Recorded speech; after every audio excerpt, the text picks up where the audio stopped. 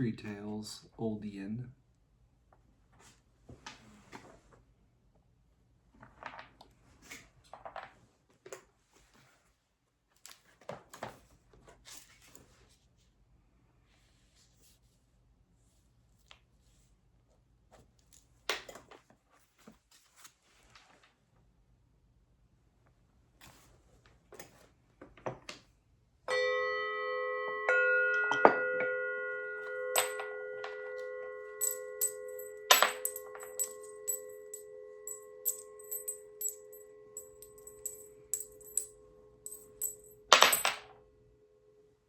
Two heads, one tail, yang yin.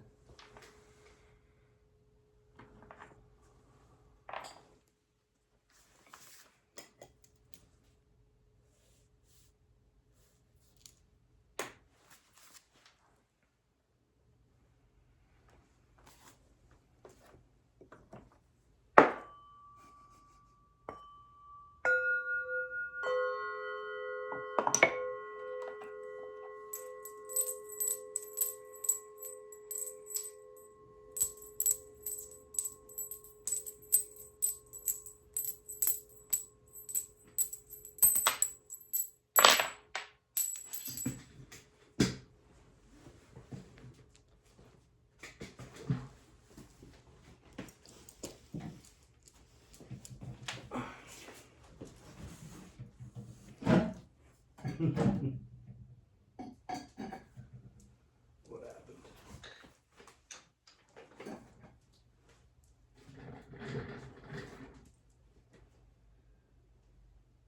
Jeez.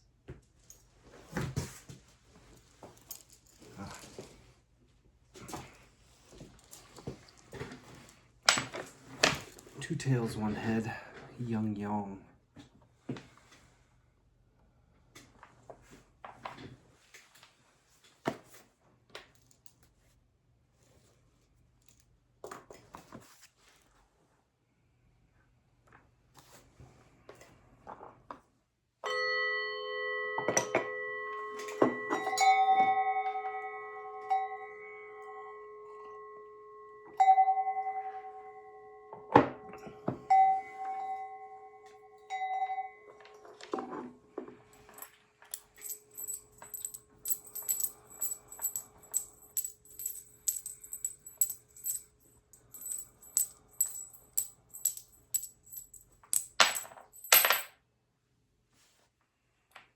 Two heads, one tail, yang yin.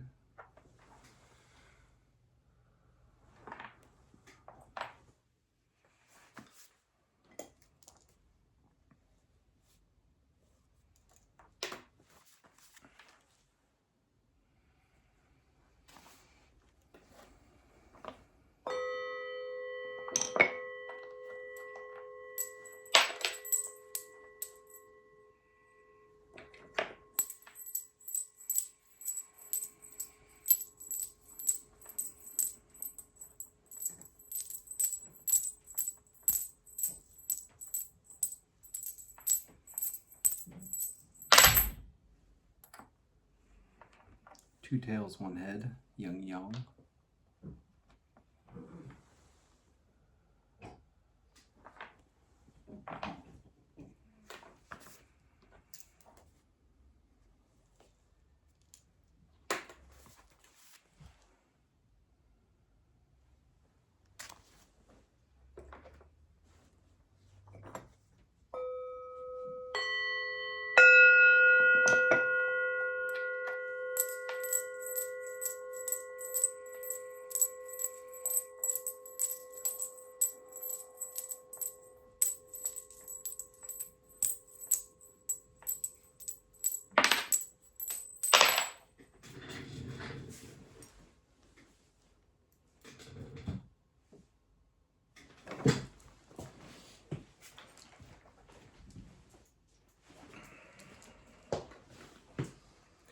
Two heads, one tail, yang yin.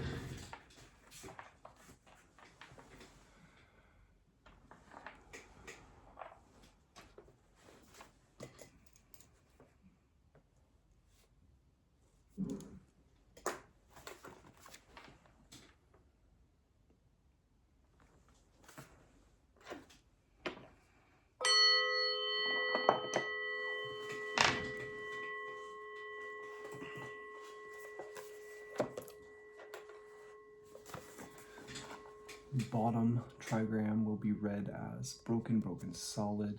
Top trigram, broken, solid, broken. For our primary hexagram, broken, broken, solid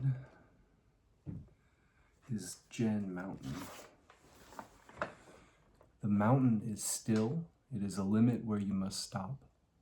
Jen brings each cycle to an end, defining a space where we can recognize, assimilate, and complete our experience. He creates a personal still center amid change where we can retreat for perspective and a firm foundation for new growth. He is well-grounded, confident, and of independent spirit. He is still and knows. Mountain is the youngest son, child of maturity. In the cycle of directions and seasons, he is the northeast, late winter, approaching spring, the pivot between cycles.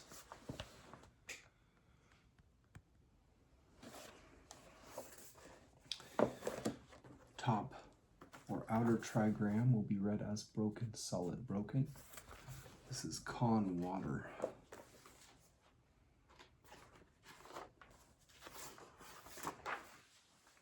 Con is deep water, flowing and formless. He is the complement of Li, dark where Li is bright, unconscious to her sharp lucidity, and represents a more fluid, intuitive, and emotional way of perceiving. This is danger, exposure, and solitude, and the need to respond with courageous self-reliance when confronted by the haunting unknown. Water is the middle sun, situated in the north, associated with midwinter and midnight.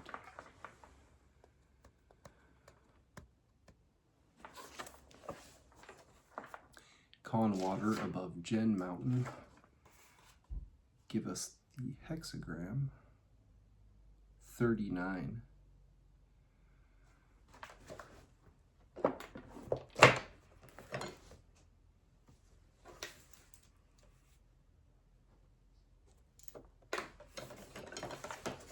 Once our bottom line transforms to a young yang from an old yin, it will be solid, broken, solid. That is Li, fire, and light. Li is fire and light, both inner and outer. As an inner light, she is consciousness at its most lucid and unclouded, holding things together in the mind, perceiving their differences and connections, and discerning the underlying patterns of relationship. And as well as vision, Li is the light that makes things visible, the power to cast light on things, spreading clarity and the awareness of order. Li is the middle daughter, living in the south, the region of midsummer and the burning sun.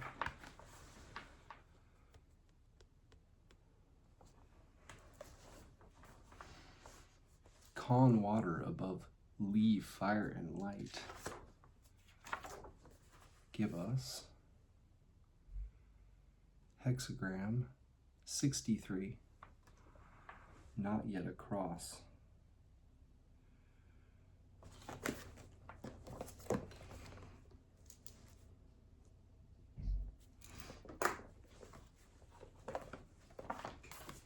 We will get the titles to our primary and supporting hexagrams from I-ming's Taoist I Ching, which he wrote in 1796 as a Taoist adept.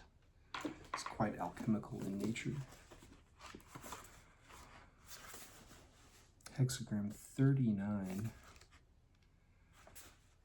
I-ming calls halting or trouble, preserving the primordial in the midst of the temporal.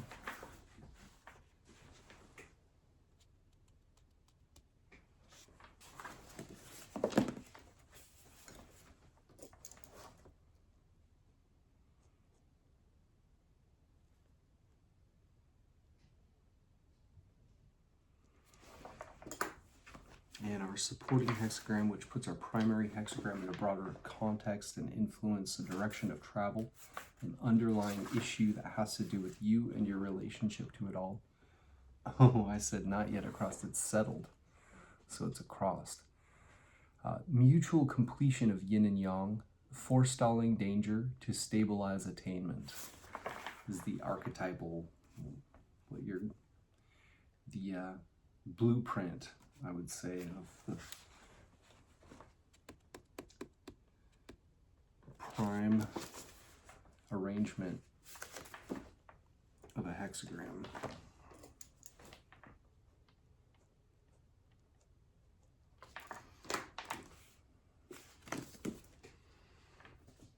All right, to start out, we will look at Kibi's I Ching Tarot for the images to these.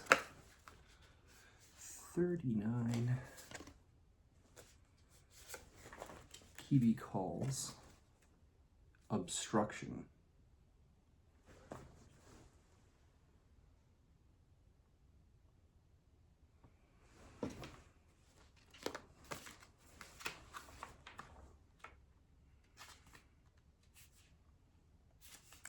All directions are blocked. Watch out your step. When you are unable to move in a difficult situation, choose an easy path or method. One solution is to turn back instead of moving forward.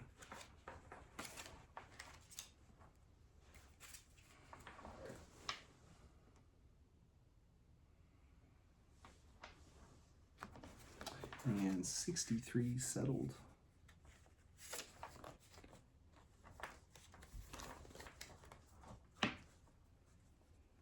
She calls completion.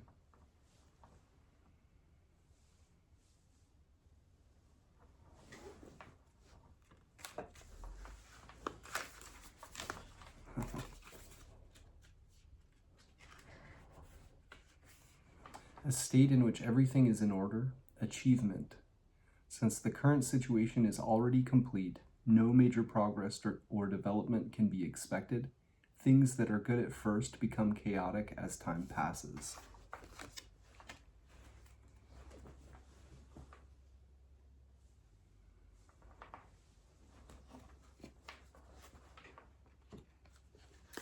First time I got settled.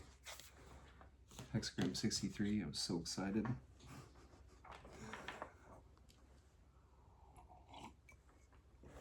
still pretty excited. All right.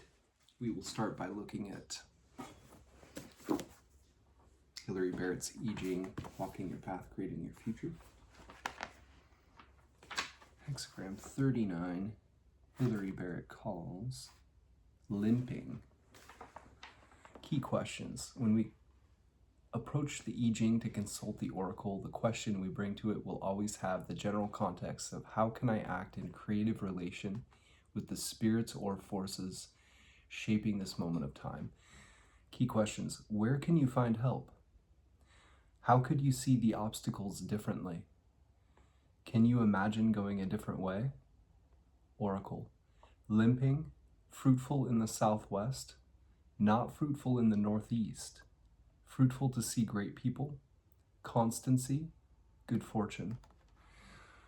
When life has become an uphill struggle, it's wise to fall back to the southwest. The southwest represents a realm of friendly allies and sun-warmed fields. The northeast is dark and mountainous, the way of calling and adventure. So this is a time to take a step back from the struggle and connect with people more than with ideas. Even if the responsibility is yours alone, the work need not be. Really facing a problem means being prepared to tackle it in a different way, not just trudging doggedly onwards until the path peters out beneath your feet. Seeing great people helps you to keep traveling towards your long-term vision despite the obstacles and course corrections. You may literally find a great person with the experience and wisdom to reorient you. You may be guided by an inner vision of human potential. You, the great, the hero who conquered the floods, who could also transform into a bear, which is really cool, toiled for years to build dikes and dredge rivers and was left with a limp. But he succeeded in the end because of what he did differently, enlisting the help of people and spirits and honoring the flow of the water. Here it is right here, I think that's him. Image. Above the mountain there is water, limping. A noble one turns himself around to renew his character. The path ahead is hard and dangerous, and it is time to find another way. The clouds that rise above the mountain become the stream flowing down it. It changes course lightly and easily. naturally finding a path of least resistance, always in motion. Embodying the qualities of mountain and stream, the noble one will join the firmness of his inner resolve with fluid commitment, renewing his strength of character by turning his whole self around. Sequence. From Hexagram 38, opposition. Turning away naturally means hardship, and so limping follows. When you are alienated from others, life is hard. Nothing is provided for you. Everything comes only by your own effort. You struggle, and it is time to look southwest. Pair. Limping forms a pair with release, Hexagram 40. Release means letting things take their time. Limping means hardship. Release is a time of flow. This is a time of struggle. Release is free to follow a chosen path. Limping is unavoidably handicapped and obstructed. And yet, limping is also the time for turning yourself around and finding another way. And that contains the potential for release.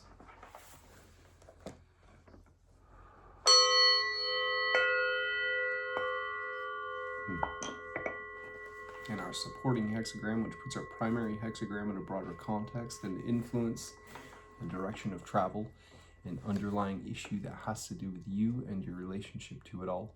63 already across. Key questions. What is decided? What now? Oracle. Already across, creating small success. Constancy bears fruit. Beginnings, good fortune. Endings, chaos. You have committed yourself and made a transition. Even if the change so far is internal, a resolve formed or decision made, there is a sense in which everything is in place. Now you create success in small ways and in small things. You attend to details, working with what you've already decided or achieved. In following through, you stay loyal to your original reasons for making the crossing. The Zhao forded the river and overthrew the Shang dynasty. As they established their rule, they had in mind how the Shang once received the mandate of heaven to replace a corrupt dynasty. Now the Shang had forfeited the mandate and were ending in chaos, while the Zhao enjoyed fortunate beginnings. Might the story repeat itself? It's easier to create new, clear-cut patterns for living than to live by them. It's not that what you have begun here must inevitably fall apart. Only if you feel as if you've arrived already and let yourself come to a halt. Then you lose your path, and then it falls apart. Work with what you've accomplished so far and keep your momentum. Keep on beginning. Image. Stream dwells above fire, already across. A noble one reflects on distress and prepares to defend against it. Water above the fire is like a pot on the boil, a productive meeting of opposites that will last just as long as you pay attention to both the fire and the water level. So a noble one has presence of mind, awareness, clear as a flame within the stream of emotional experience.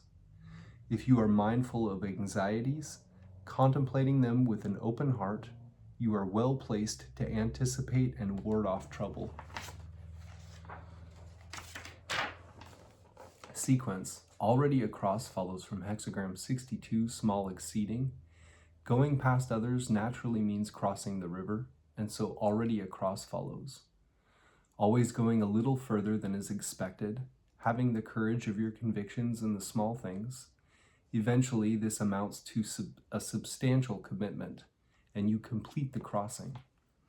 Pair. Already across is paired and contrasted with hexagram 64, not yet across. Already across, calm and settled. Not yet across, exhaustion of the male. All is decided and in place, everything is working, yet this already implies that there is more work to be done. Feminine energy can be at home in such an open-ended, uncertain state. Masculine strength that acts to achieve and complete things will be exhausted by it.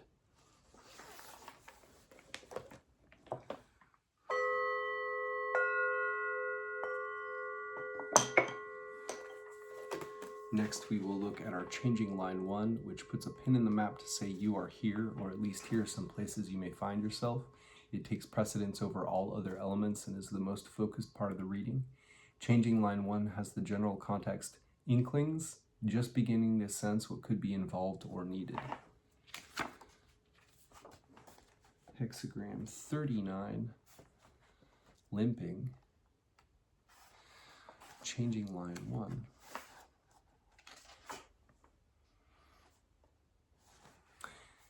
Going on, limping, coming back, praise.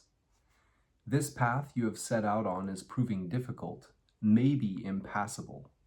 Carrying on as before will only be more and more of a struggle.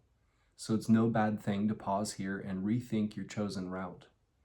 Turn towards encouragement and recognition. Anticipate better things to come. Look to future achievement for your inspiration, not to precedent,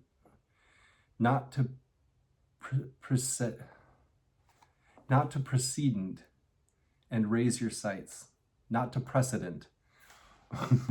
Wow. I'm going to read that again just because wow. Turn towards encouragement and recognition. Anticipate better things to come. Look to future achievement for your inspiration, not to precedent, and raise your sights.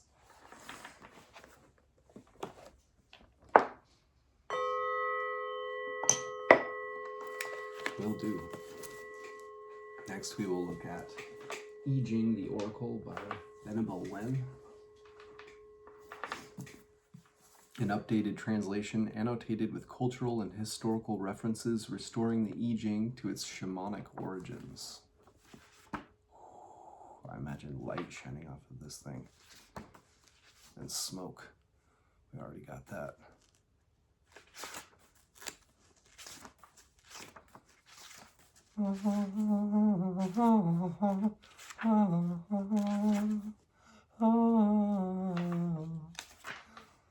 Pyramid song? Anybody? Radiohead? Alright. Hexagram 39, an impasse. The Oracle. Progress comes to a standstill. Every movement forward is blocked by an opposing force. Personal difficulties. When extenuating circumstances physically obstruct your path, yield to the standstill and take pause. Channel a power far beyond the reach of that obstruction, and grow it outward from within. This can only be achieved in stillness, beneficence, and calm. A favorable outcome when water carves its path through the depth of its obstruction. Water seeks movement and momentum. The mountain seeks to remain still, an impasse. The sage cultivates virtue through self-reflection. The southwest is advantageous, the northeast is not. Good auspices to the queen, the mother, the farmer, the artisan, and the masses. Challenges faced by the politicians, the builders, the architects, and the scholars. Small towns and the countryside bring good fortune. Hills, mountains, forests, and dark caverns bring misfortune. It serves your endeavor to seek out the eminent one. When wise counsel has been sought out, it will be auspicious to proceed with your endeavor. Peril above, peril below. Adversity and troubles, take caution. Stay true to the way of the sages, and the ending will be well. The theme of the southwest being advantageous and the northeast being ill-advised first appeared in the oracle message of Hexagram 2.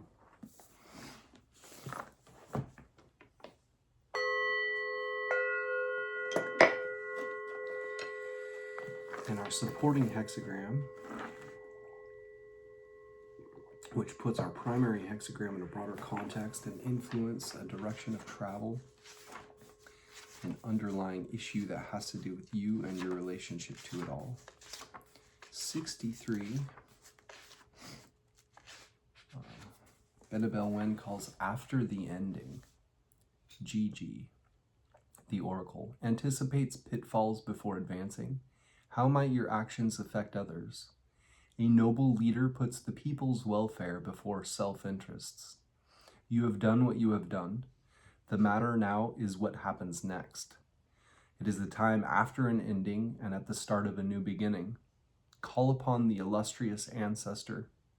When it comes to receiving favor from the divine, the extravagance of your offerings does not matter. The sincerity of your heart and piety matter more.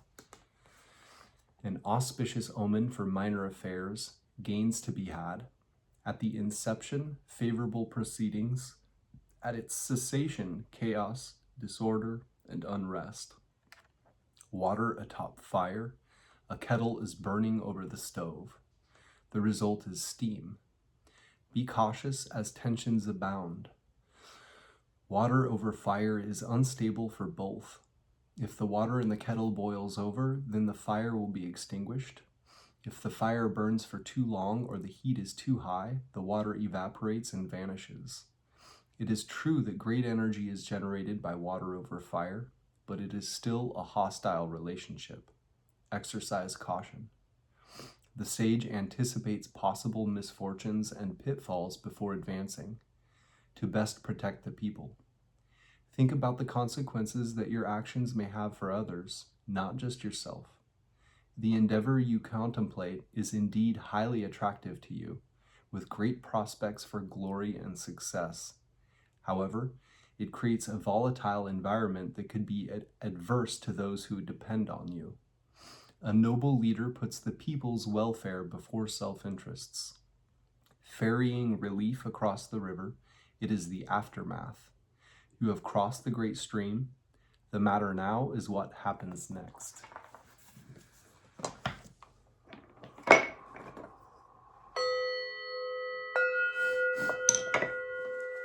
And next we will read our changing line 1, which puts a pin in the map to say you are here, or at least here some places you may find yourself, takes precedence over all other elements, and is the most focused part of the reading.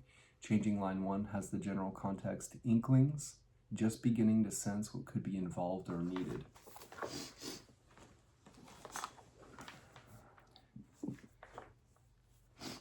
Hexagram 39. Changing line 1. Is it Gigi? Nope, Jian. An impasse. Hexagram 39. Changing line 1. Going forward, you encounter an impasse. Returning, you gain prestige. The difficulties you face at the present time require you to wait it out. Do not be bullish and try to plow ahead. Return to the point of origin and reevaluate your course of action. After deliberate reevaluation, you will be back on the right track and will have a much greater chance of success. Facing adversity, the first line is counsel to retreat. Put as much distance between you and the threat as possible. Do not confront and do not attack.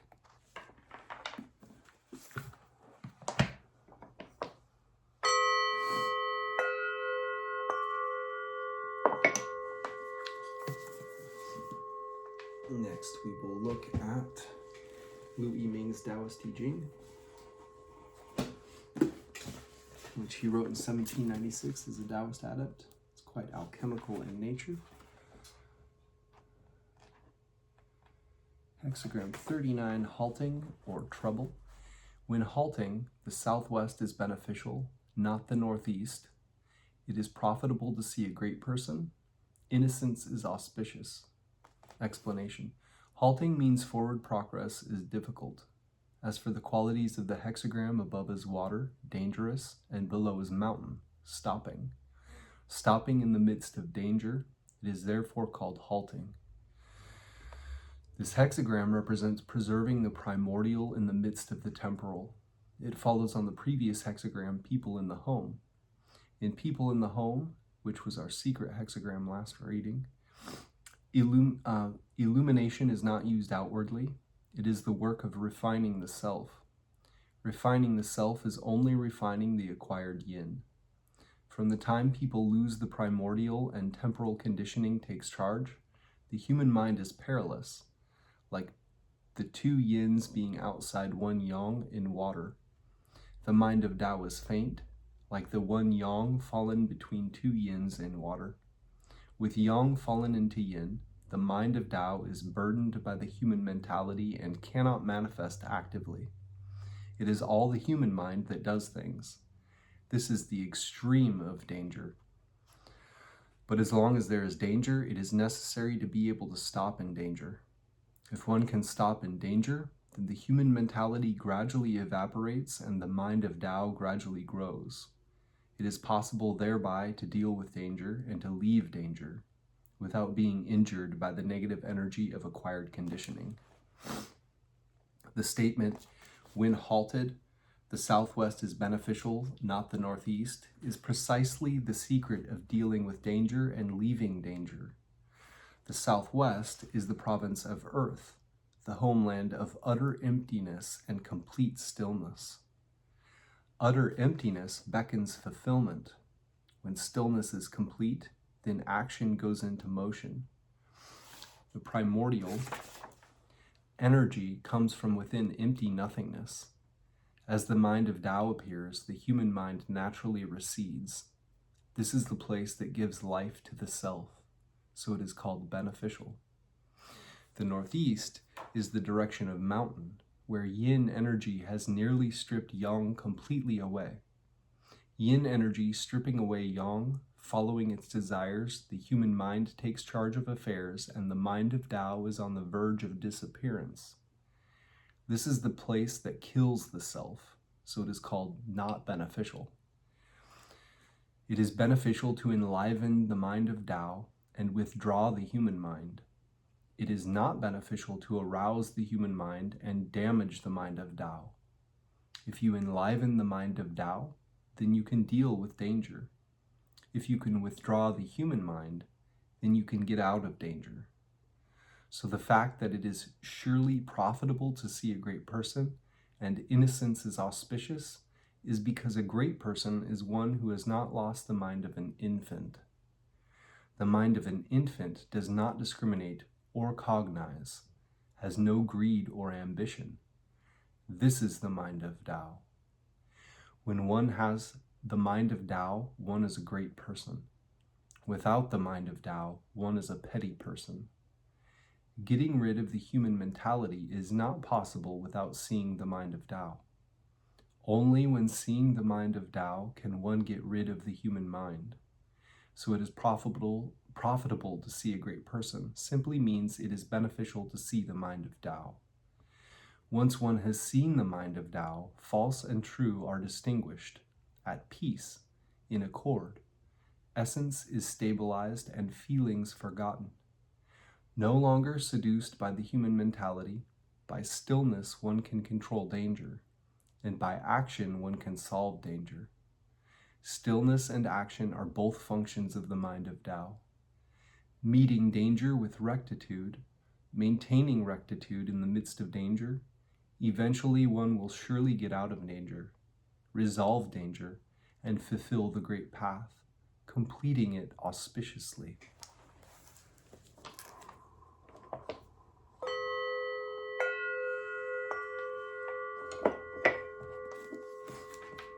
And the commentary section of Hexagram 39,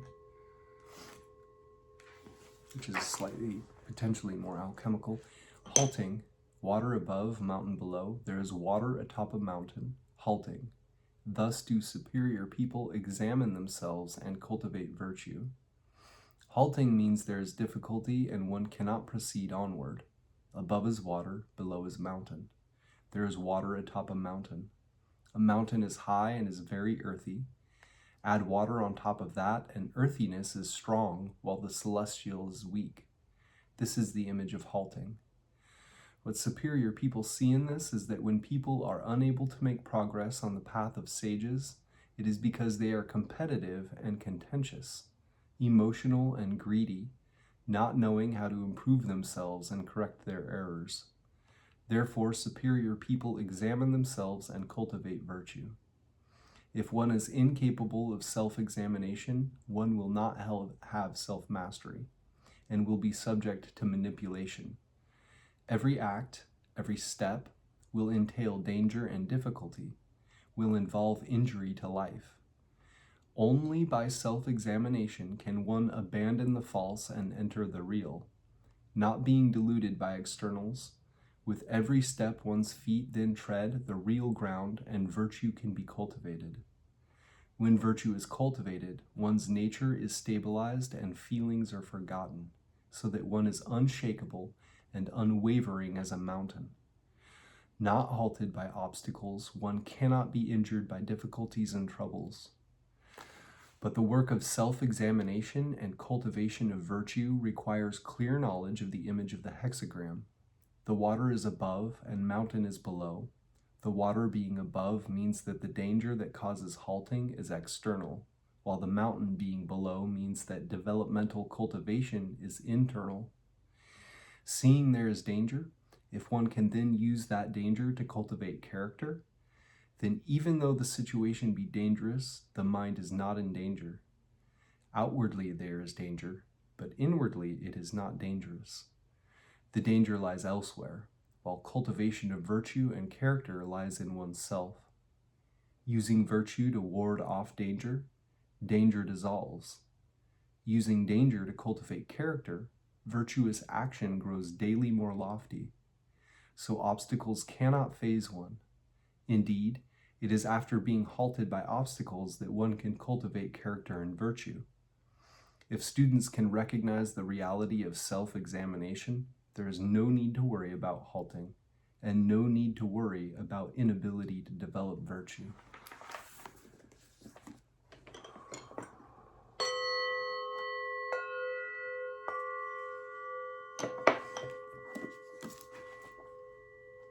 And then our supporting hexagram, which puts our primary hexagram in a broader context and influence, a direction of travel, an underlying issue that has to do with you and your relationship to it all. 63, settled.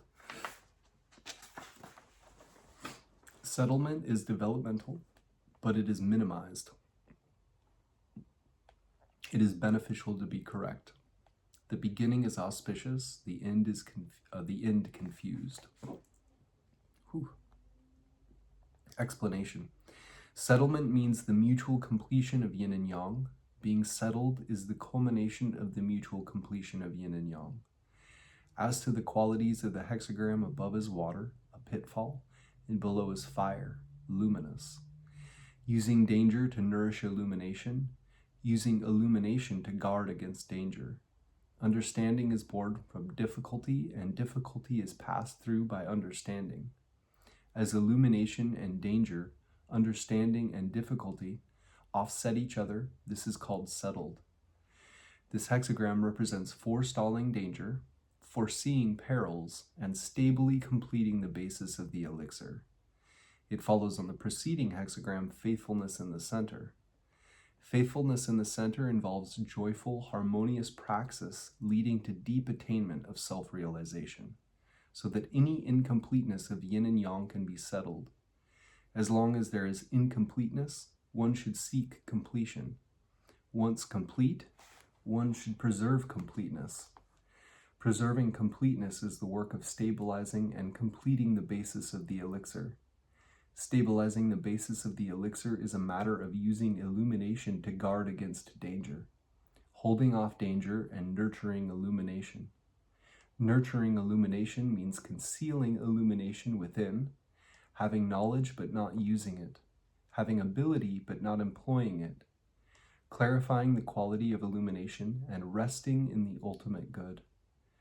Forestalling danger involves being careful outwardly, not acting in any way that would be improper, not doing anything that would be unjust, living according to one's basic state and not wishing for anything else.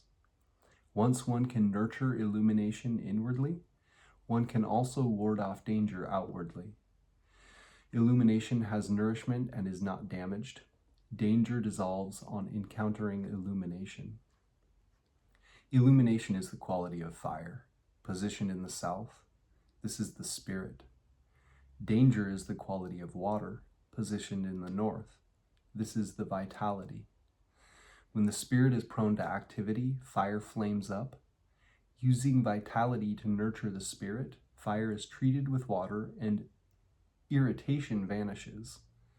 When vitality leaks out easily, water flows downward. When vitality is governed by the spirit, water is treated with fire, and thoughts of lust disappear. When irritation vanishes, the spirit is peaceful, so the mind is empty. When lust disappears, the vitality is whole, so the belly is full. When the mind is empty, the human mentality is absent, and true yin appears. When the belly is full, the mind of Tao emerges, and true yang appears, or arises. With true yin following true yang governing true yin and true yang conjoin, and in ecstasy there is form. In trance there is vitality, crystallizing into a tiny pearl. Swallow this, and it will extend life infinitely. So it is that settlement is certainly developmental. But once yin and yang are complete, illumination is vigorous. And when illumination is vigorous, it is easy to presume upon illumination and act arbitrarily. Unless one is very careful, one is likely to slip, and illumination, having culminated, will turn to darkness.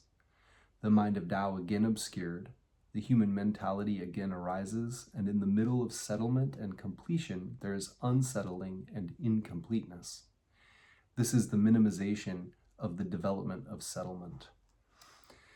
Generally speaking, as long as things are unsettled, most people are careful and conscientious, using lucidity to prevent danger. Once things are settled, people relax, thereby endangering themselves, obscuring lucidity and inviting peril. So when the development is small and not great, and what is gained is again lost, it is all for this reason. Therefore, the developmental aspect of settlement is only beneficial if correctness is preserved. Correctly nurturing illumination, correctly preventing danger, naturally clarity will not be damaged and danger will not arise. But using illumination to forestall hazards is primarily beneficial in the beginning of settlement. The beginning is auspicious, the end is confused. That the beginning is auspicious means if one nurtures illumination early on, even if there is danger, there is no peril. That the end is confused means that if you use clarity excessively, you invite danger where there is none. It is all this one clarity, all this one danger. If you can nurture clarity, there is no danger. If you use the clarity too much, there is danger. So practitioners of Tao should prevent the danger early on in the beginning of settlement.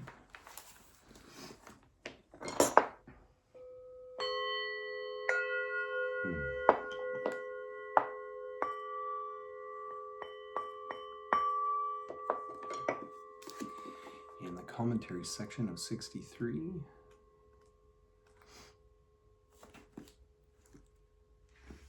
settled. Water above, fire below. Water is above fire, settled. Thus, superior people consider problems and prevent them. Settled means a matter is already settled. Above is water, below is fire. The water is above fire. Water is cold, fire is hot.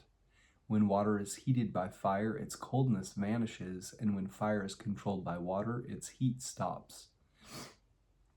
Water and fire in the same place is the image of being settled.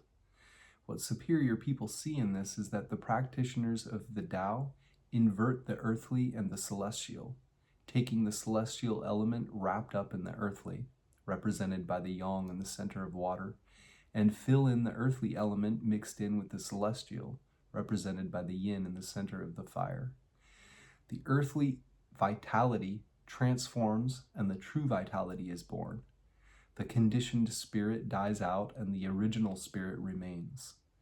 Using the vitality to nurture the spirit, using the spirit to concentrate the vitality and spirit cling to each other and congeal inseparably, returning to the original, going back to the fundamental. That which was unsettled is now settled. But returning to the original and going back to the fundamental just completes the preliminary stage of work. If one does not use the natural fire of reality to forge this attainment into reality, When settlement culminates, it will become unsettled again, and the work that has been done hitherto will all go to waste. Therefore, superior people consider problems and prevent them beforehand.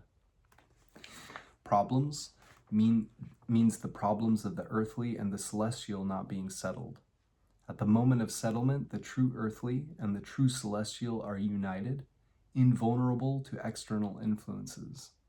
However, even though invulnerable to external influences, the acquired energy of conditioning in the person has still not disappeared. So if one does not know how to purify oneself and gently nurture the spiritual essence, thereby to prevent acquired energies from acting up in moments of carelessness, there will surely be problems later on. Considering the existence of problems and preventing them beforehand, applying the work of increasing spiritual awareness while decreasing mundane conditioning, rooting out the accretions that have accumulated in the mental faculties through personal history, mundanity will end and the celestial will become pure and incorruptible. Finally, when you break through space, that is comprehensive attainment.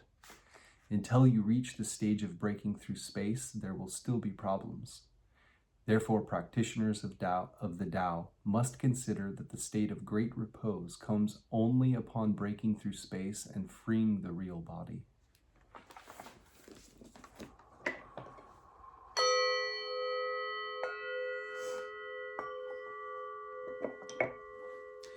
We will next read our changing line 1, which puts a pin in the map to say you are here, or at least here some places you may find yourself. It takes precedence over all other elements and is the most focused part of the reading. Changing line 1 has the general context inklings, just beginning to sense what could be involved or needed.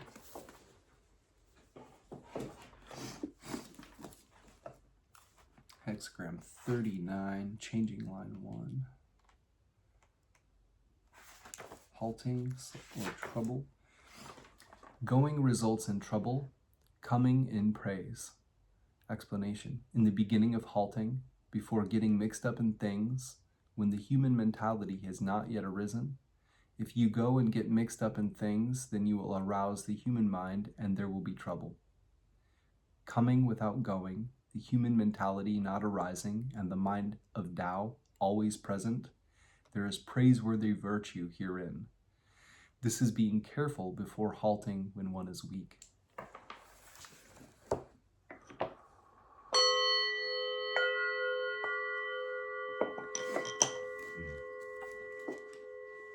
Next, we will look at James DeCorn's Gnostic Book of Changes.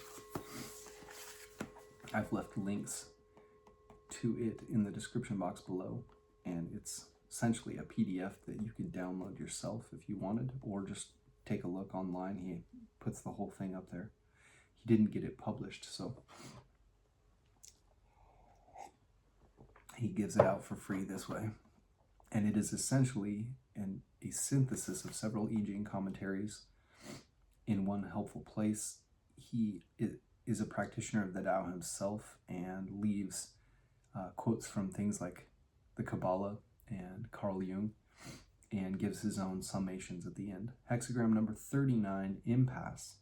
Other titles might be obstruction, the symbol of difficulty, arresting movement, trouble, obstacles, barrier, halt, halting, limping, afoot, sit tight, don't move. And a quote from D.F. Hook, one is surrounded by an underwater reef and should wait for assistance. Judgment leg. During an impasse, advantage is found in the southwest, disadvantage in the northeast. See the great man. Firm correctness brings good fortune. Blowfold. Trouble. The west and the south are favorable, but not the east and north. That is to say, if we try to forward our plans by proceeding in either of those directions, we shall get bogged down or lost. It could also mean that we should be driven to unvirtuous conduct. It is advisable to see a great man. We should seek advice from someone of lofty moral stature and profound wisdom. Persistence in a righteous course brings good fortune. Ritzema/Carter, limping, harvesting, western south, not harvesting, eastern north, harvesting, visualizing great people, trial significant. This hexagram describes your situation in terms of being weak, afflicted, or hampered. It emphasizes that going ahead, even though haltingly, is the adequate way to handle it. To be in accord with the time, you are told to limp. I Ching. The good direction is where there is no abyss or high mountains, like the southwest, but not the northeast. One should go to the great leader who can work with people in breaking through obstructions. The image. Leg. Water on the mountain, the image of impasse. The superior man turns around to examine himself and cultivate his virtue. Wilhelm/Baines. Water on the mountain, the image of obstruction. Thus, the superior man turns his attention to himself and molds his character. Blowfold. This hexagram symbolizes water upon a mountain. The superior man cultivates virtue by bringing about a revolution within himself. Ritsuma/Karcher. Above mountain, possessing stream. Limping. Chansu, or chief son, or superior person, uses reversing individuality to renovate actualizing Tao. And actualized Tao is the ability to follow the course traced by the ongoing process of the cosmos, linked with acquire, D, acquiring that which makes a being become what it is meant to be. Wu, there is water on the mountain, this is difficulty. Thus the Chun Si examines his own person to polish his virtue. Commentary. Confucius/Lake. Impasse means difficulty, with the trigram of peril up ahead. It is a wise man who can stop his advance at the first sign of danger. Advantage in the southwest means that the dynamic line has advanced to the central position. In the northeast, however, progress is halted. Seeing the great man ensures progress and success. All of the lines except the first are in their appropriate places, suggesting the firm correctness in which the regions of the kingdom are brought to their natural order. Great indeed is the work to be done during an impasse. Leg. Impasse is the symbol of incompetency in the feet and legs, involving difficulty in walking. Hence it represents a state of the kingdom which makes government an arduous task. The figure teaches how to perform this task under the prevailing circumstances. The judgment requires three things: the attention to place, the presence of the great man, and the observance of firm correctness. According to King Wen's arrangement of the trigrams, the southwest is occupied by the trigram of the earth, and the northeast by the trigram of the mountain. The former is the fertile lowland, the latter the mountain peaks. The former is easily traversed and held, while the latter presents obstacles. Thus, the attention to place becomes a calculation of circumstances, differentiating those that are promising from those that are likely to fail. The great man is the correctly dynamic ruler in the fifth place, with the proper magnetic correlate in line 2. However, favorable position and circumstances and the presence of the great man do not relieve us from the observance of firm correctness. This principle is consistent throughout the I Ching. Zheng Tzu says, "We see here a steep and difficult mountain on the top of which is water. Each trigram represents perilousness. There is peril above and below. Hence it shows the difficulties of the state." The application of the symbolism is illustrated by the words of Mencius. When our actions do not realize our desires, we must turn inwards and examine ourselves in every point. Notes and paraphrases. Judgment. Dissolve the polarities of an impasse by seeking its most fertile integration. Use your will in harmony with the principles of the work. The superior man seeks his center and refines his commitment. Lines 2 and 5 of this difficult hexagram show those who struggle with hardship. All of the other lines show images of an improper advance followed by a proper return to a former position. Ritsuma/Karcher's characterization of the hexagram's overall meaning as an injunction to go ahead even though haltingly is the adequate way to handle the situation is anomalous and at variance with the general import of this figure. Legg's Confucian commentary is more in keeping with its meaning. It is a wise man who can stop his advance at the first sign of danger. Legge also chooses an excellent paraphrase of the role of the superior man in the image with his quotation from Mencius: "When our actions do not realize our desires, we must turn inwards and examine ourselves in every point." In other words, the chances are good that the impasse may be self-created. And when the ego introspects with care, the reasons usually become apparent. It is not unknown at a certain stage of development for the ego, overwhelmed with the enormity of the work, to evade its responsibilities and vainly try to return to the bliss of its former ignorance. At such times, it soon becomes clear that no matter what you attempt, success will be blocked. Where others succeed with ease, it will take you 5 times as much effort just to break even. This impasse is permanent until you resume responsibility for the work. The following quotation is an allegory of this condition. A quote from Haggai 1:6-10. Yahweh Sabaoth says this: reflect carefully how things have gone for you. You have sown much and harvested little. You eat but never have enough, drink but never have your fill, put on clothes but do not feel warm. The wage earner gets his wages only to put them in a purse riddled with holes. The abundance you expected proved to be little. When you brought the harvest in, my breath spoiled it. And why? It is Yahweh Sabaoth who speaks. Because while my house lies in ruins, you are busy with your own, each one of you.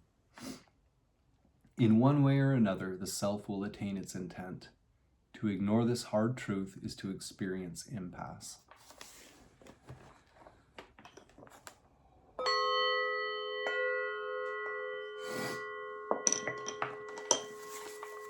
And our supporting hexagram, which puts our primary hexagram in a broader context and influence, a direction of travel, an underlying issue that has to do with you and your relationship to it all. Hexagram 63, completion. Other titles might be after completion, the symbol of what is already past, already forwarding, already completed, settled, mission accomplished, tasks completed, after the end, a state of climax. Judgment, Legge. Completion intimates progress and success in small matters.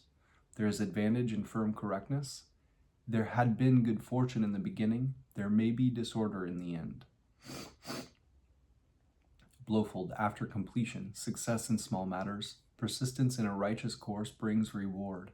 Good fortune at the start, disorder in the end. Perhaps persistence may help to lessen the disorder that threatens to come upon us after some initial success. Ritzema/Karcher, already forwarding, growing the small, harvesting trial, initially significant, completing, disarraying. This hexagram describes your situation in terms of an important move from one position to another. It emphasizes that actively proceeding with the crossing is the adequate way to handle it.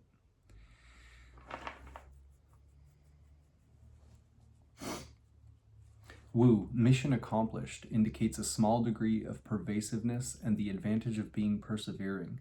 It is characterized by goodness in the beginning, but tumult in the end. The image, Legge. The image of water above fire forms completion. The superior man, in accordance with this, thinks of the evil that may come and guards against it in advance.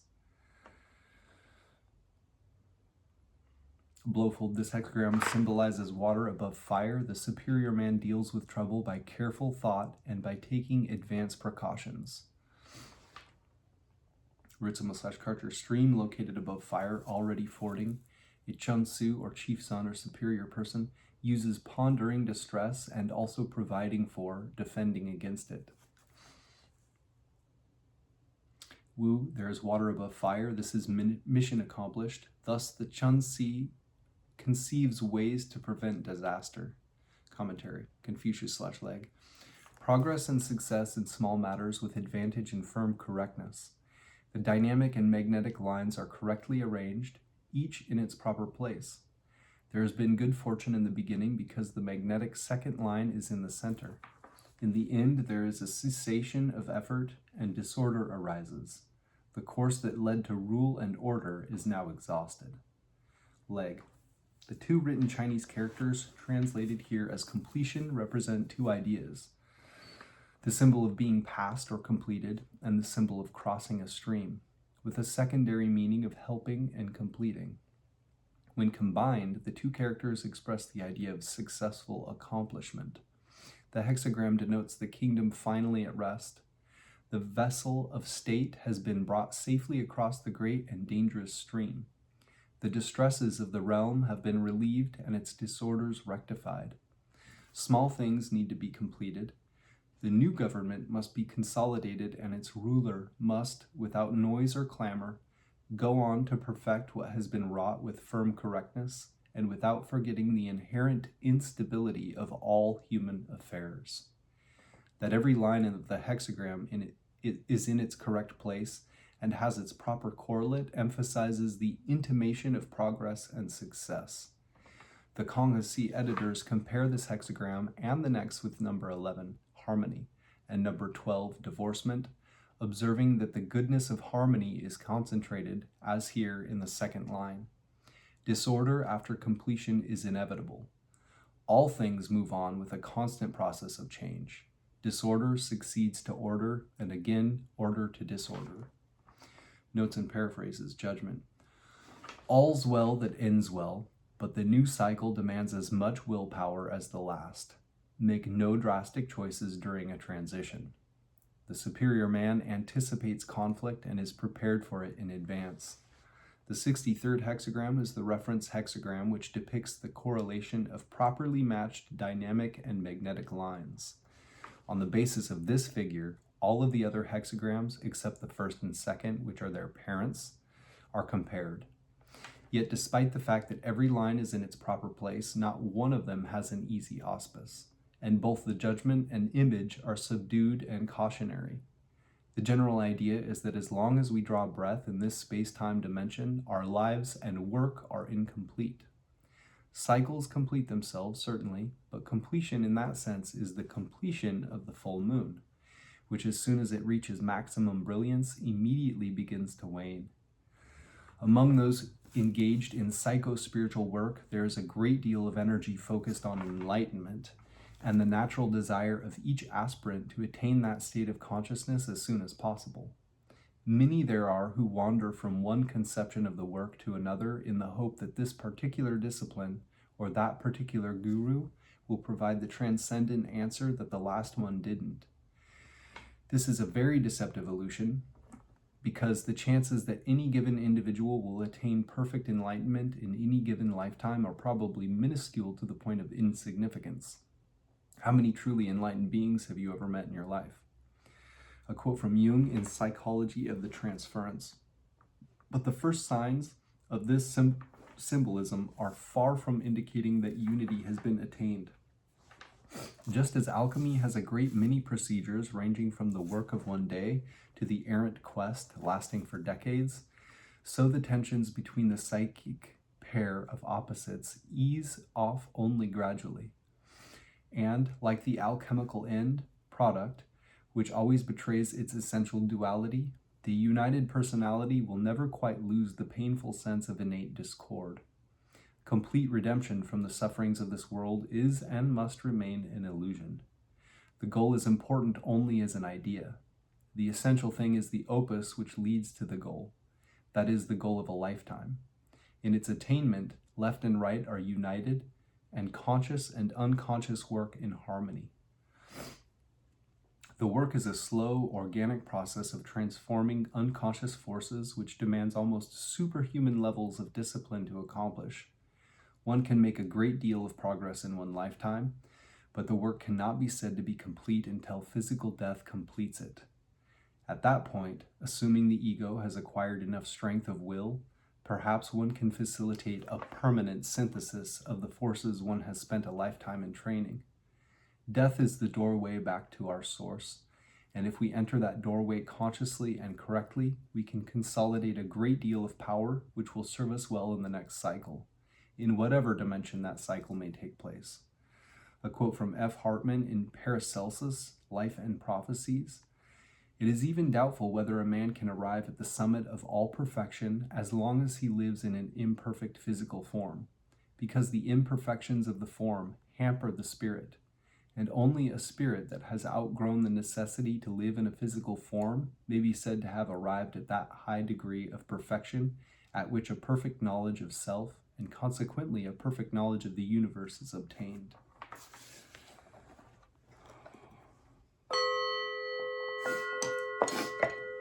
Now we will read our changing line 1, which puts a pin in the map to say you are here, or at least here are some places you may find yourself, takes precedence over all other elements, and is the most focused part of the reading. Changing line 1 has the general context inklings, just beginning to sense what could be involved or needed. Back to Hexagram 39.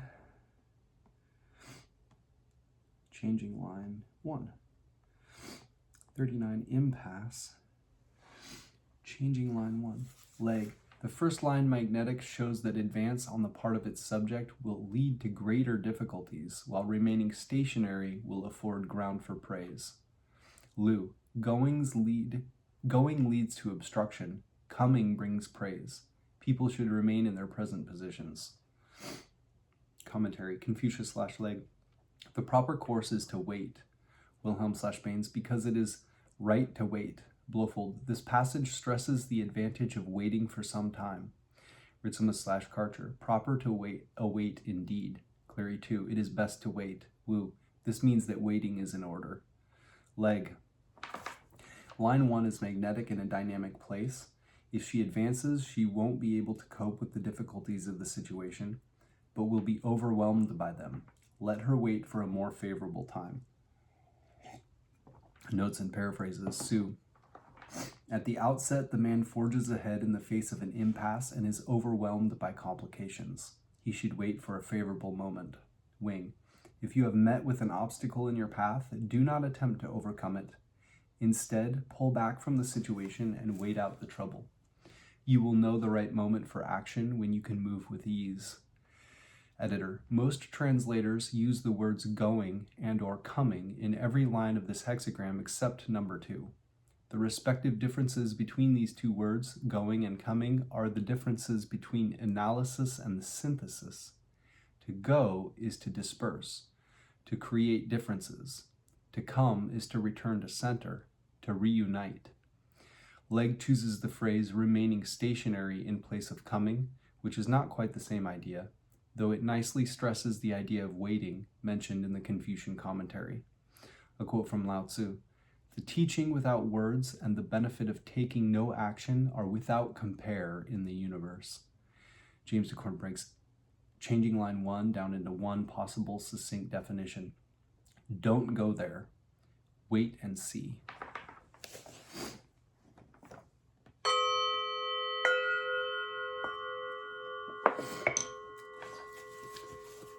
We will also get our secret hexagram by finding second, third, and fourth lines for our bottom trigram, which would be broken, solid, broken, and third, fourth, and fifth lines of our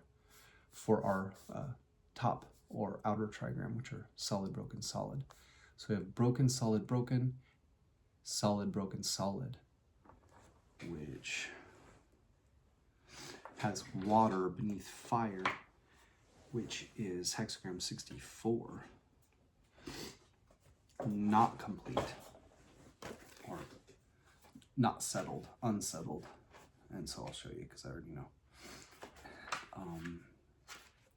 Hexagram 64, not yet a cross. And yeah, it's got broken, solid, broken, and solid, broken, solid. Broken, solid, broken, solid, broken, solid.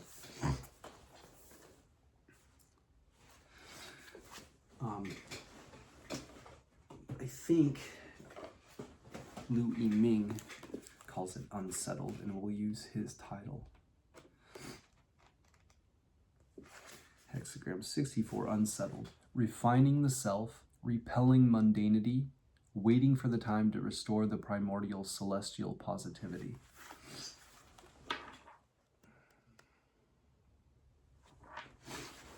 Interesting, we got both settled and unsettled.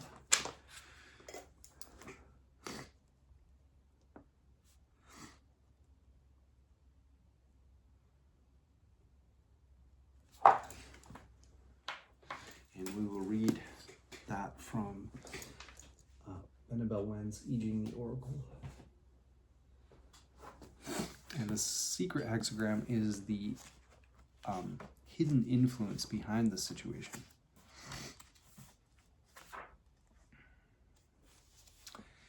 Hexagram 64, Annabelle Wen calls toward an end. YG, I believe. That's how you say that. The Oracle. What is to be has not yet come to pass, but as you ford the river, you see the banks on the other side.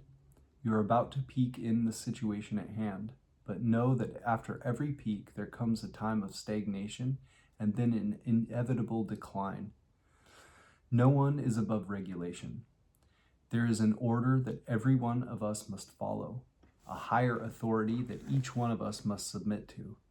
When you forget that, then that is the start of the decline. Remember, reaching the top is only the halfway point. Fire above water, one repels the other, incompatible principles. Fire moves upward, water moves downward. It is not yet time for ferrying relief across the river, reaching toward an end at the point of climax. You are about to ford the great stream, but what is to be has not yet come to pass. There is prosperity to be had, and from where you stand, you can gauge how much farther you must go to attain that prosperity. The sage exercises caution in determining a proper order and must understand the power of the four cardinal directions. You are about to peak in the situation at hand, but know that after every peak, there comes a time of stagnation and then an inevitable decline.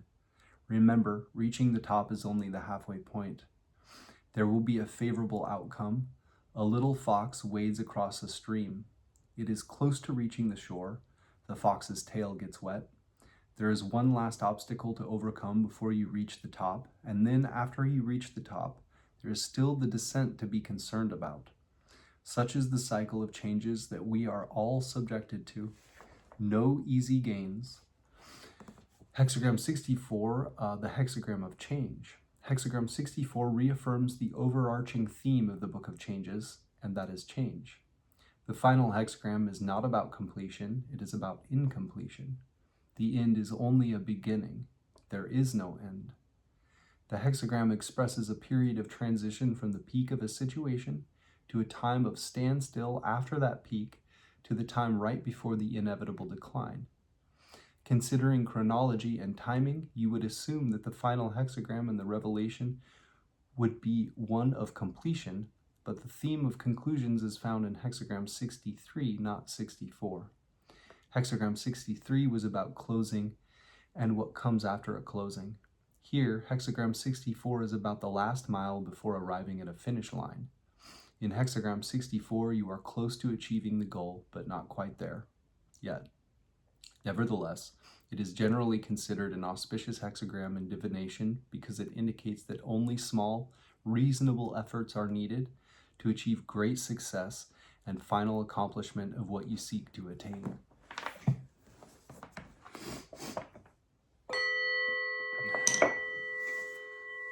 Now we will get a randomly card-drawn chapter from the Tao Te Ching while we sum up the reading. Primary hexagram 39, halting or trouble, with the image of someone limping, and it talked about you, the great, who helped the people build a bridge, I believe, across this flood, so that they ended up winning this battle over the Zhao, I believe. You, the great, was basically a really great sage, a legendary sage at that, who could transform into a bear.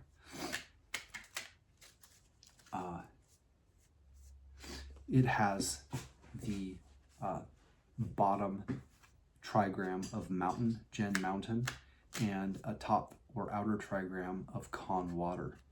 So it's danger above danger, essentially. Danger above stopping. And did this flip? No.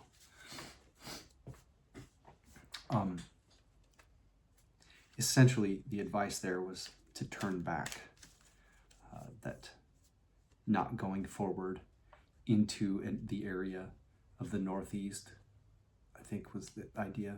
The area where there's mountains and cliffs is not good, that we're to turn back to the lowland, the fertile lowland.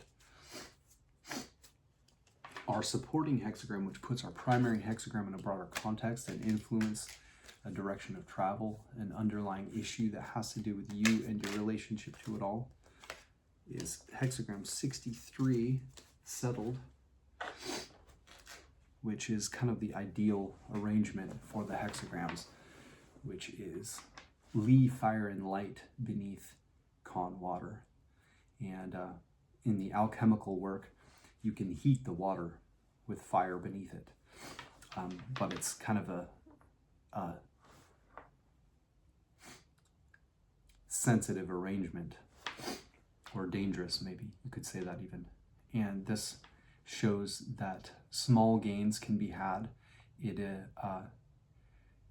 shows the completion of the whole series of the hexagrams, and yet hexagram 64, being our secret hexagram, is unsettled. So the settlement, like I think James de Corn brought out, is like the completion of the full moon, which is a cycle.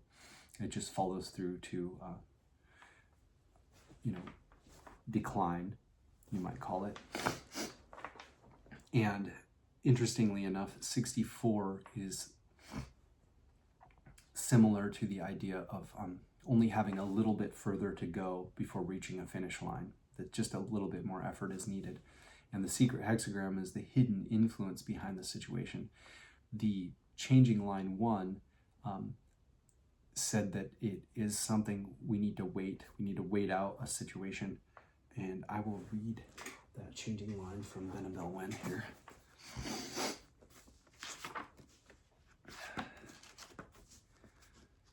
Hexagram 39,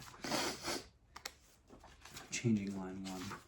I've been sick for like over a week now. I'm just starting to get better. Excited about that. Okay. Changing line 1 of hexagram 39, an impasse. Going forward, you encounter an impasse. Returning, you gain prestige. The difficulties you face at the present time require you to wait it out. Do not be bullish and try to plow ahead. Return to the point of origin and reevaluate your course of action.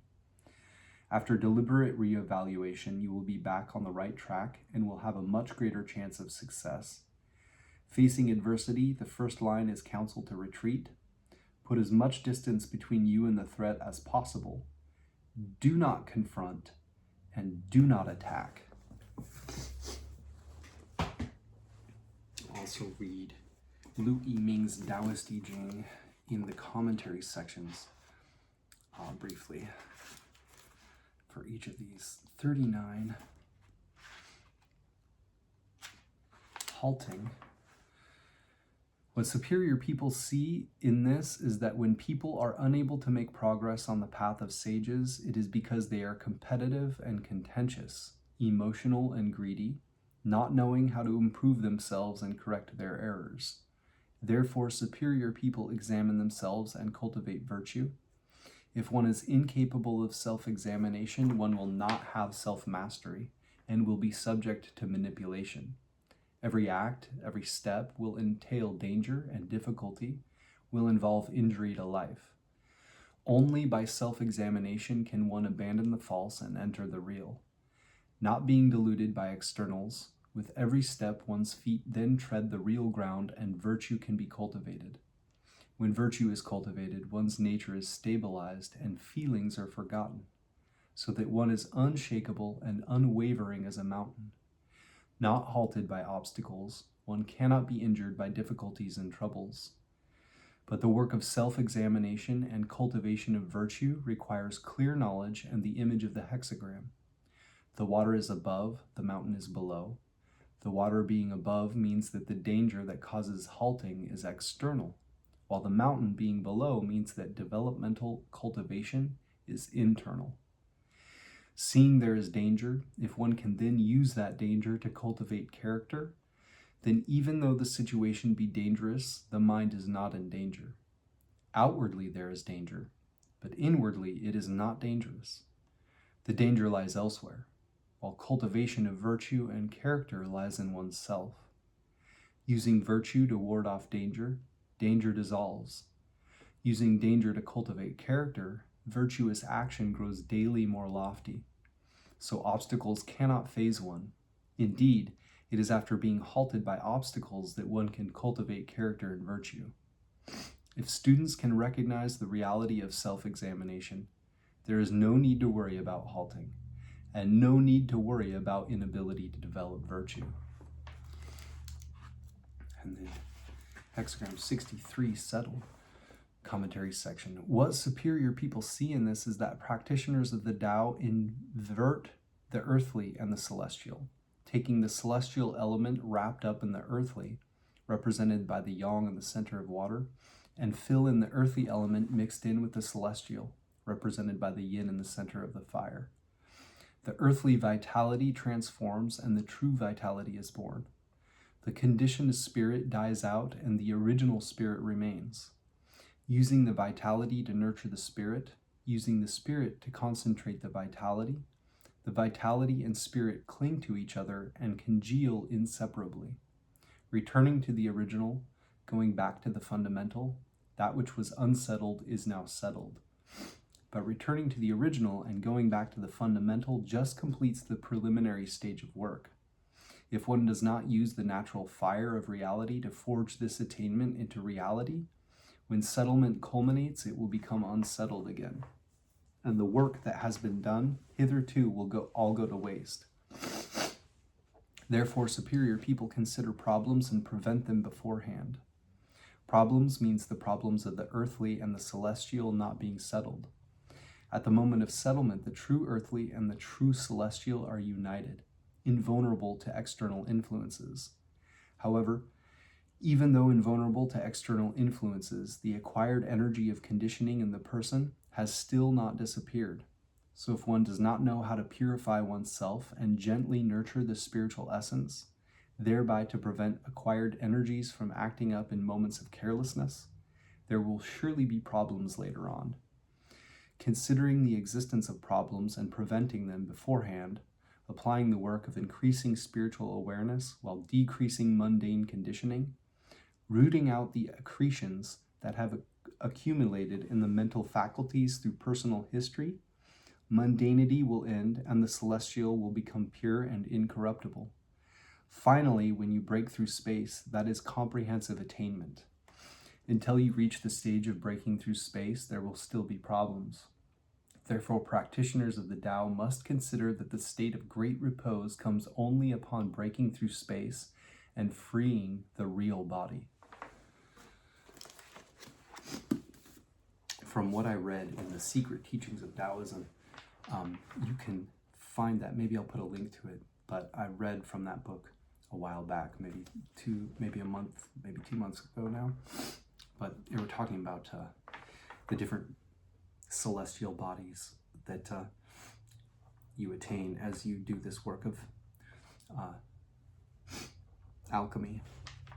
And the breaking through space, I imagine, is getting through one kind of shell of those like nested dolls, that kind of an idea, into the wider and wider bodies, until eventually you're just everything, right? Or you sense that and you see that as yourself above and beyond the personal history of this flesh suit that you wear. Also wanted to look into James the Corn here. He had some things that stood out to me as we were going through. 39 rather.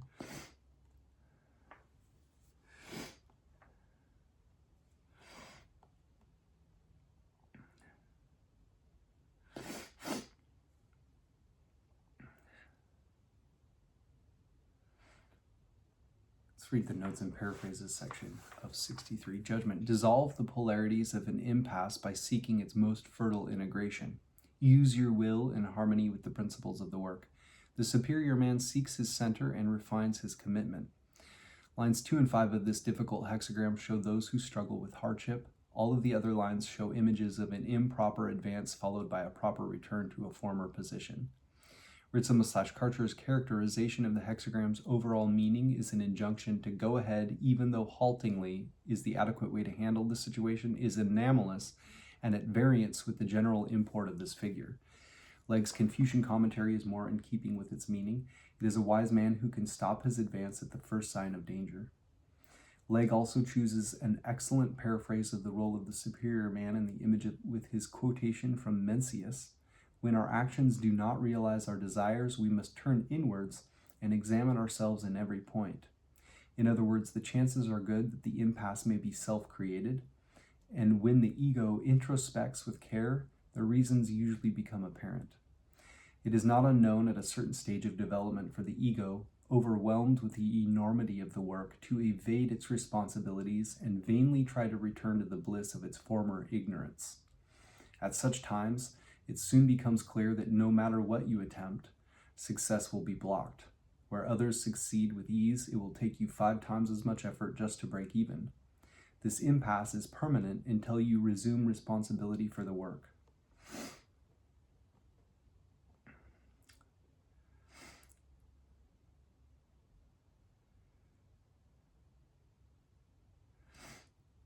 Yeah, okay. And then 63, see if there's anything that stands out here.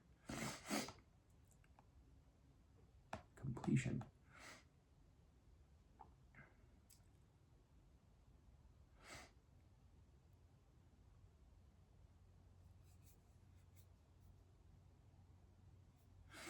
Here we go. The work is a slow, organic process of transforming unconscious forces, which demands almost superhuman levels of discipline to accomplish.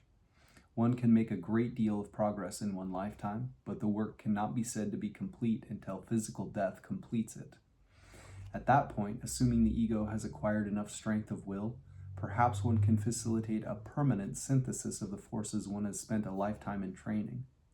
Death is the doorway back to our source, and if we enter that doorway consciously and correctly, we can consolidate a great deal of power which will serve us well in the next cycle, in whatever dimension that cycle may take place.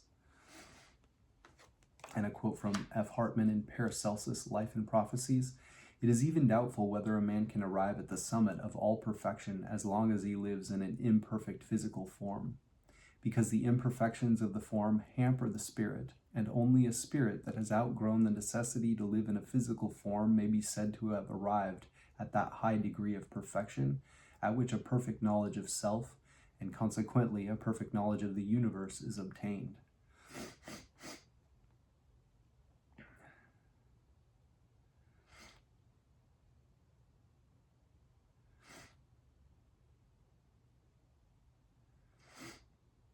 Okay.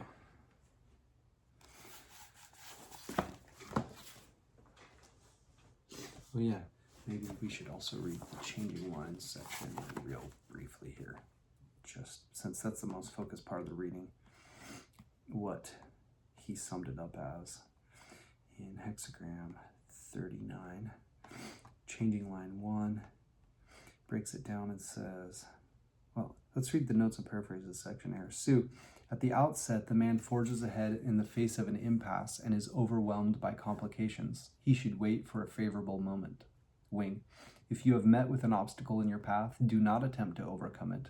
Instead, pull back from the situation and wait out the trouble. You will know the right moment for action when you can move with ease. Editor, most translators use the words going and or coming in every line of this hexagram except number 2. The respective differences between these two words, going and coming, are the differences between analysis and synthesis. To go is to disperse, to create differences. To come is to return to center, to reunite. Legg chooses the phrase remain stationary in place of coming, which is not quite the same idea, though it nicely stresses the idea of waiting mentioned in the Confucian commentary. A quote from Lao Tzu: "The teaching without words and the benefit of taking no action are without compare in the universe. And then breaking everything down into one succinct definition, he says, don't go there, wait and see. All right, so at a time where we are at an impasse and the advice is to not continue moving forward, and yet the surrounding influence of the situation is that we have completed something, and the hidden influence behind the situation is incompletion. It's almost like we are hovering in that space of completing, where we're kind of waiting, I suppose, for things to clear up to be able to move forward, instead of thinking that maybe we haven't completed it, whatever it is, the cycle, and pushing forward against that opposition. At this stage, oftentimes there's this story about a sage who had a student who was really, really passionate, and he would just force his way through things, and his teacher would kind of like be behind the scenes and had a more gentle way about him. And his student,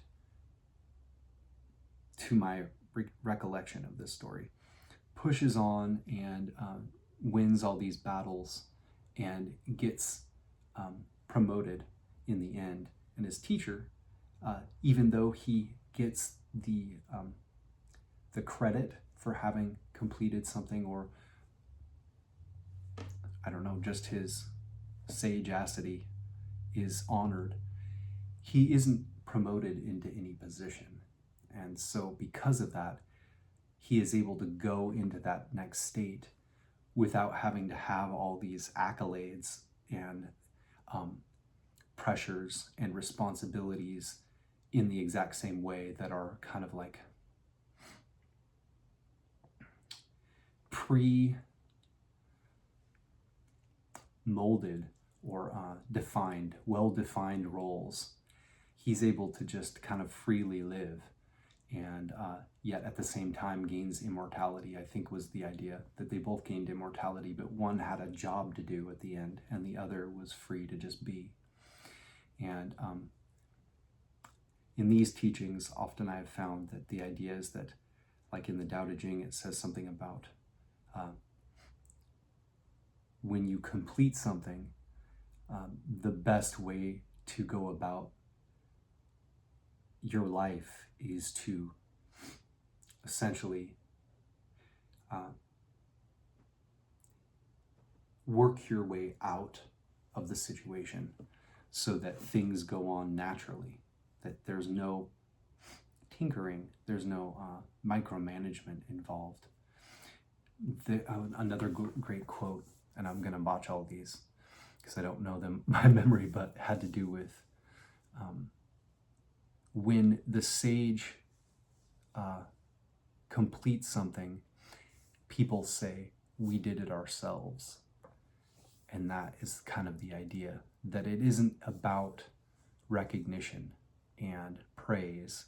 It's about the thing being done where there's as least amount of outside manipulation as possible, that kind of the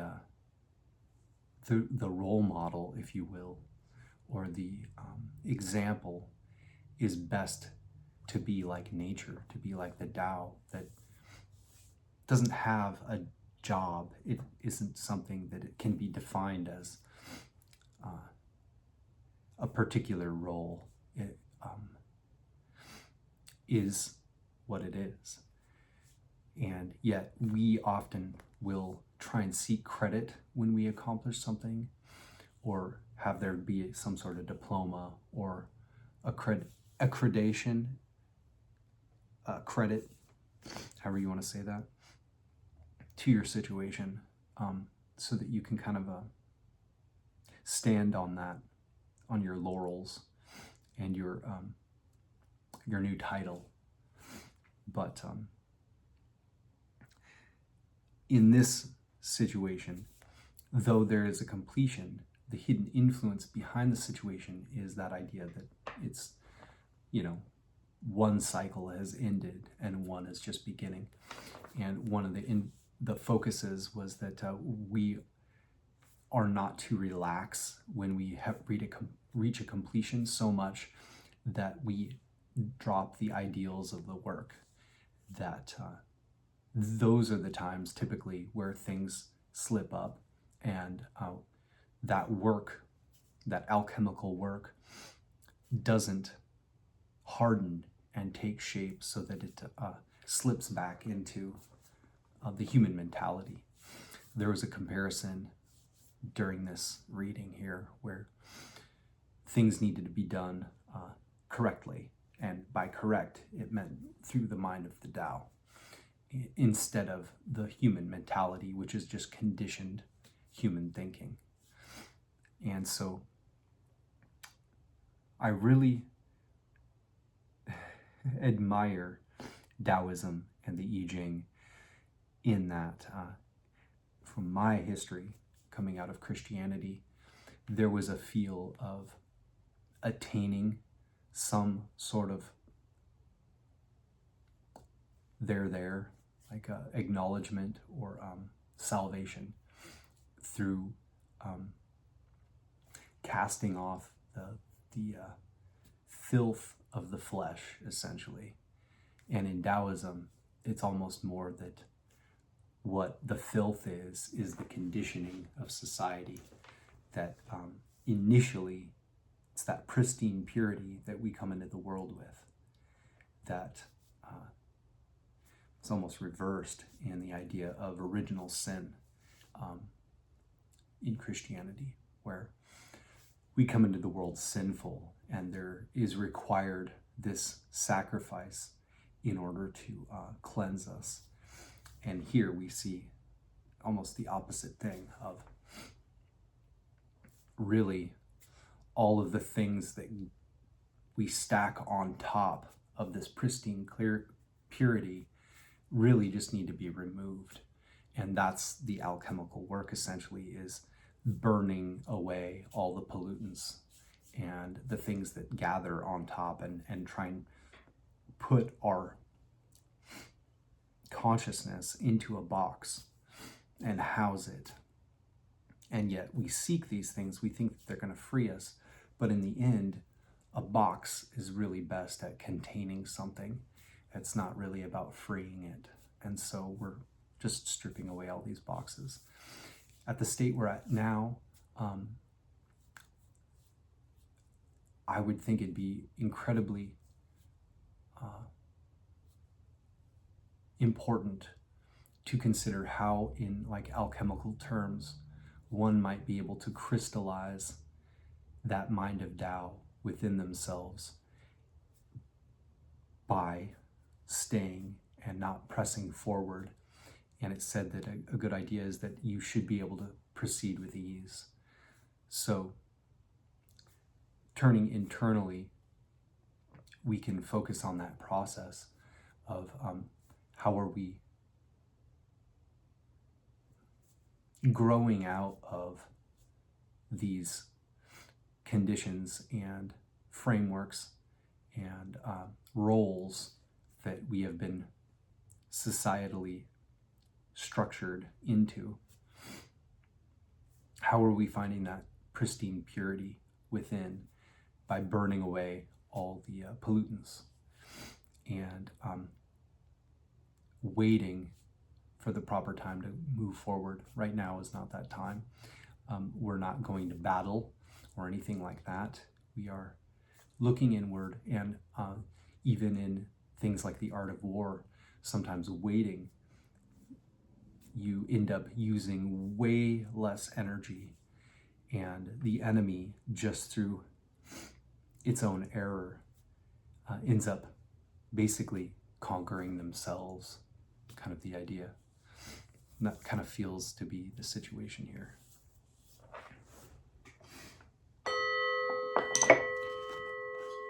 We'll read chapter 32 of the Tao Te Ching to end the reading.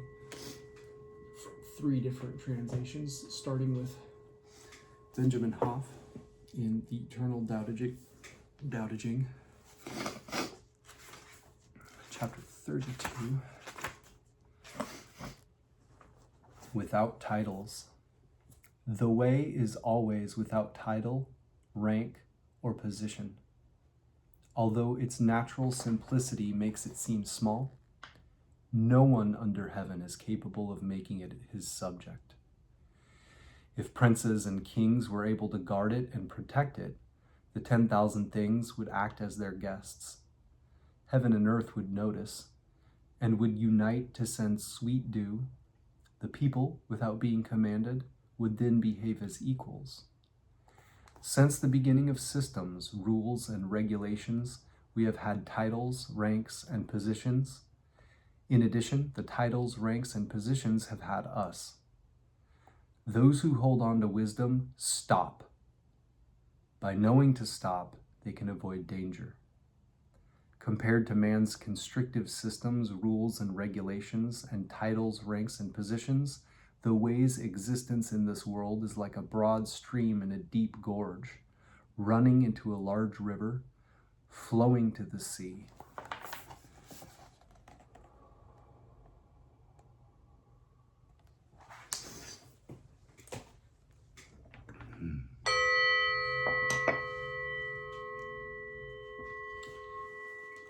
Next will be from Jia Fu Fang and Jane English.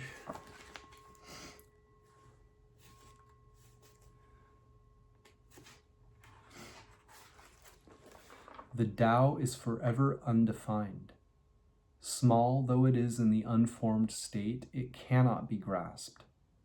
If kings and lords could harness it, the 10,000 things would naturally obey. Heaven and earth would come together, and gentle rain fall. Men would need no more instruction, and all things would take their course. Once the whole is divided, the parts need names. There are already enough names. One must know when to stop. Knowing when to stop averts trouble. Tao in the world is like a river flowing home to the sea.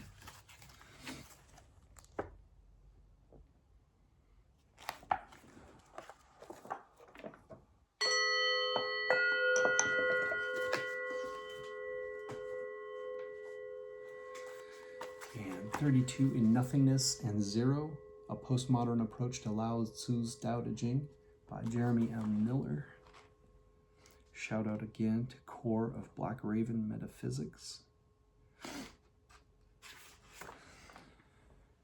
Named horror. Nameless is nothingness. The path of zero is blissful. But in teaching its intricacies, it may be endless lifetimes to forget that horror.